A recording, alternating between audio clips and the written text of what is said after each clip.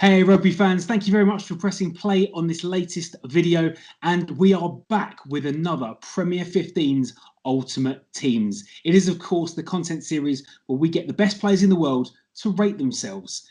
And today we don't just have any player, oh no, we have officially one of the top 5 players in the whole world in accordance with World Rugby. It is of course Bristol Bears women and England front row, Sarah Bern. Hi, Sarah. Hiya. How you doing? Yeah, I'm good, thanks. How are you? Yeah, all right, thank you. Not bad. How's your lockdown been? Yeah, it's been pretty good actually. Just trying to work on the things that you can't always train on, and trying to reflect and press on for next season. So yeah, been pretty good. Okay, I can't imagine there's that many things that one of the best players in the world has to work on that that you're not that good at already. I think it's like looking at your own game. Where do you want to be? Where do you want to go? How do you get there? And a lot of it is like psychology, and I've been looking into a lot of other athletes and like high performing athletes and reading their biographies and stuff, and just learn so much about how they achieved their goals and how can I achieve mine. One lockdown read recommendation, if you could recommend anyone. I really liked Catherine Davis-Daughter's book. She's a CrossFit athlete. She won it twice. Yeah. I also really like Tia Toomey's. Hers is pretty good as well. Yeah, I found them like, I think they're amazing athletes. Like they absolutely like kill themselves every day. I think fair play. As do you, pretty much, whenever you cross that white line. So look, there's so much that I want to talk to you about with the COVID and the pre-season and Bears and signings and all that kind of stuff. But this isn't the kind of episode for that. We're not here today to talk about that. We're here to talk about your ultimate team's stats. So before we get into it, I need to ask you, how easy or how difficult was it for you to rate yourself with all of these? It was pretty hard, to be fair, and like especially looking at the other players and like I then came to the conclusion like it's my ranking, isn't it? So it's what I think I am, rather than comparing to other people. So I think that's how it ended up. But it was really tough, yeah. Okay, well let's go straight into it with our first stat. Our first stat is for pace, and you've given yourself 75. Now I have to say that's not bad. That's pretty rapid for a front row. But you didn't always start as a front row, did you? No, I was a back row and I played a bit at centre. But I also did loads of other sports when I was younger. So I used to do like just for school like 100, 200 meters, and I think pace is probably something that I love and I enjoy. I love speed sessions. So I think yeah, for a front row that's pretty quick, but no chance against like Lydia or Portia Woodman. So that's why it's a little bit lower. But yeah, I do really love speed and it's something I've always enjoyed. Do you think that the role of a front row has changed now? You know, you've got your likes of Bots and yourself and Shauna Brown. You know, those all-action front rows. Has that position changed now from the sort of a few years back? It probably has, but I think like we've just turned into more athletes. Like it was previously perceived as a position, that's where you put your bigger players. Like all they do is bend over, push hard. Like, but now it's like no, it's like having another back row on the pitch. And I think the more teams that start to do that, the more the game's going to grow. And you've seen like the guys in the England squad, they've got some great dynamic front rows. And especially us in the women's squad, we've got quite a few as well. So yeah. Okay, cool. You have rated yourself a 90 for strength. Now, unsurprisingly, if we look back at some of our other forwards, they have obviously put that extremely high. You're just a little bit lower than Jade Conkle. This is how she would rate herself, I would say. Yeah. But obviously, I mean, sure, that is. I mean, looking now, that is your top stat. So Yeah. strength, that must be something that you're really proud of and you work a lot at. Yeah, I love it. Got a PB, so I managed to bench 110 kg the other day. So yeah, Oh my days. strength is definitely something I've always loved. I absolutely love the gym, and I love my strength. My degree is strength and conditioning, so I find it really interesting. And I think that helps with it. But yeah, I would say strength-wise, that would probably be the one I'm definitely confident in. And the reason I've given 90 is because I don't think there's 100. I don't think there's 100. I think like you've just got to keep seeing how good you are and how far you can push yourself. If you think you're at 100 or you're close to it, you know, you're limiting yourself and your ability. So that's why I think, yeah, I'm pretty strong, but I think I've got a good way to go. I think I can get a lot stronger. Fair enough. I like that. You have to always aim for something higher. I like it. Yeah. Push the limits. Well, listen, you're pushing something if you're managing to lift that way. I'll tell you, that's for sure.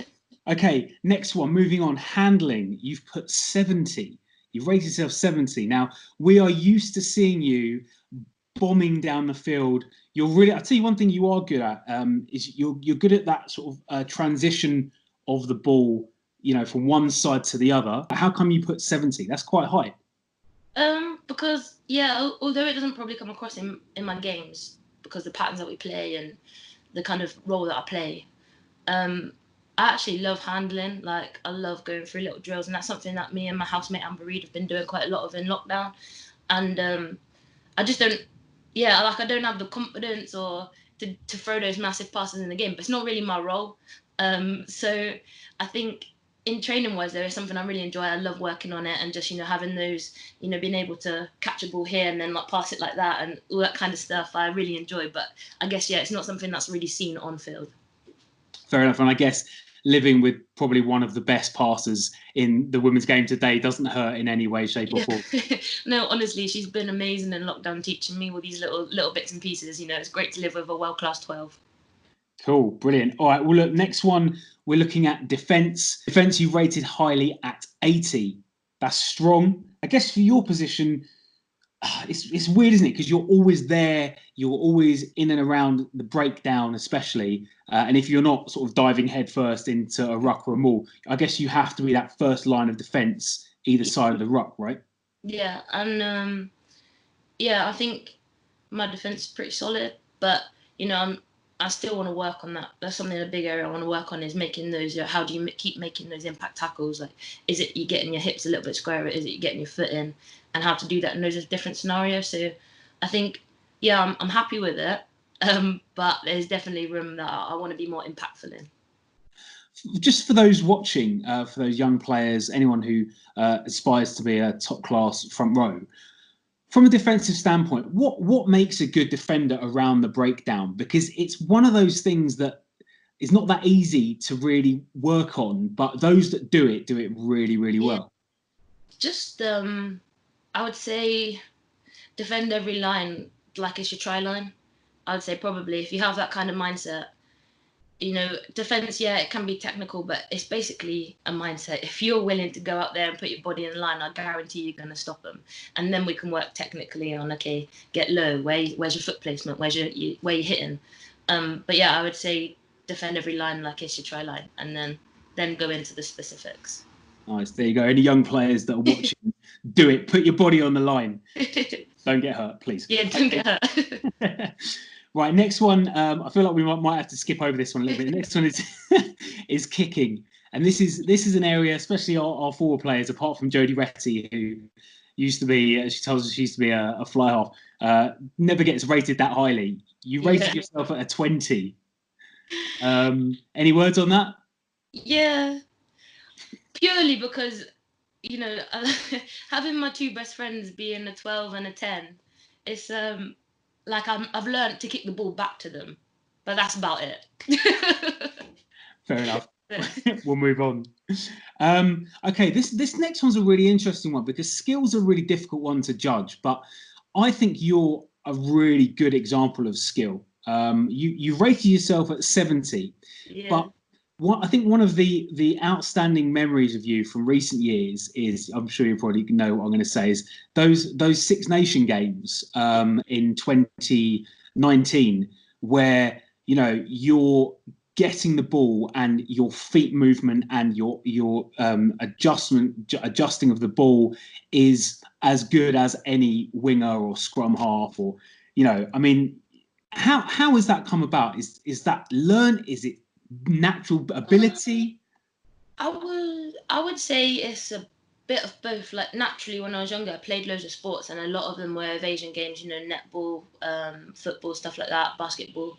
And then it's kind of my whole career, I was a I was a 12 for my under 18s, county time, and then I was a 6 for my under 20s time. And I think just a mixture of all of that is something that I loved. And I played sevens.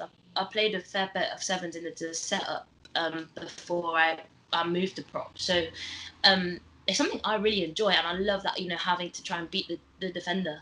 And Amber will say, like, in skills, like, you'll just see my face light up when we get to do evasion skills, because it's just something I absolutely love. Yeah.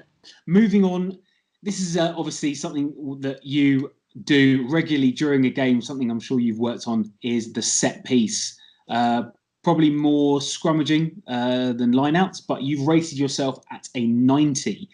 Scrummaging is becoming even more sort of talked about, especially at the moment with COVID, but it's becoming more appreciated. I think back in the day it was deemed to be sort of, like you said, all the maths just sort of coming together and get the ball out as possible. But especially with England and some of the other Premier 15 sides have used it to their advantage. How much do you enjoy scrummaging, and how hard have you had to work at it?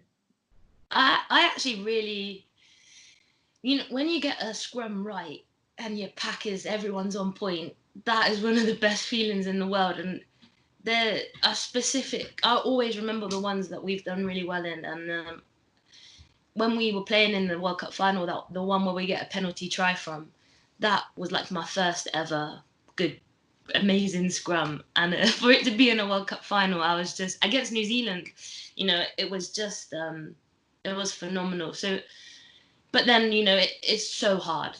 I've had to work incredibly hard, and it's not something you can, oh, I've got this now. I've learned how to catch and pass, I've got it. Like, every scrum is different. Every opponent you play will have about 4 different strategies when you play them. I would say, like, it's true that what they say, like a 30-year-old prop is invaluable because, their knowledge that they have is formidable. And yeah, so I would say I've had to work really, really hard, especially not playing it since I was little. Like, I was a 6, and I remember Fergie had me, like, working so hard, like doing extra sessions, like making sure, like, I wasn't crying in them, like. And I've been so lucky with the girls. I had Laura Keats along with me, pushing me really hard. Justin Lucas, Rocky Clark, Emma Cockayne, Lark Davis, Vicky Cornborough. I've had some absolute legends, helping me to get better at it. And I think, I'm only 23. I've still got a fair way to go, and I've still got a fair bit to learn. Cool. All right. Well, look, we're on to our very last stat is stamina. You've rated yourself 70. Yeah. That's good. That's yeah. pretty. I think you've been a bit harsh on yourself there. Well, I put it at 70 because a prop only plays 60 minutes. So I thought it would be unfair of me, to compare myself to a player who plays 80 minutes because I get a 20-minute break, or, vice versa. So I thought, although I think it's always something that I want to work on, and it's something that I've really worked on over lockdown that I'm really proud of. And it put me in a game. I'll just keep going until someone tells me to stop. But yeah, I purely put it down because it's one of my work, and I only play 60 minutes. Fair enough. Yeah, you definitely look like you could carry on going for a full 80 or even 90. So cool. Okay. Well, look, with all that said and done, we have calculated your points. We've added them up together. We've given you an average score, and we've created your Premier 15's Ultimate Teams card. So, Sarah Bern, I don't know if you've worked this out yet, but your total average score and your card is 71. Oh, nice. Hey, that's proper cool. Just to give you some comparisons, you've actually I feel like you've been really harsh on yourself. Out of everyone, you actually are second lowest ranked player, which, as I said, for someone who is considered to be one of the best players in the world officially. Now, obviously, I think this anyway, but it is official. World Rugby have said that you were nominated for Player of the Year not that long ago. So I feel like you've been really harsh on yourself. I just think, I think, like, I'm so young. I've got a lot to learn. Like, I just don't feel like I've reached my peak, and then for me to rank myself higher, I think that would be complacent. I think, and like I said before, I don't want to limit myself. I want to keep seeing how good I get. So maybe, and hopefully, if I have a lovely long career, in 9 years' time, we'll do it again, and maybe I'll have a slightly different opinion. But Listen, yeah. I was going to say, I hope the Women's Rugby Show is around in 9 years' time. Who knows? Who knows? Well, listen, thank you so much for being well, Sarah. It's been an absolute pleasure talking with you. I actually could talk with you for hours and hours, but I know you have to go. Yeah, thank you very much. And before we go, it is tradition here on the Premier 15's Ultimate Team that you have to nominate the next player that we feature on this content series. So who is it going to be?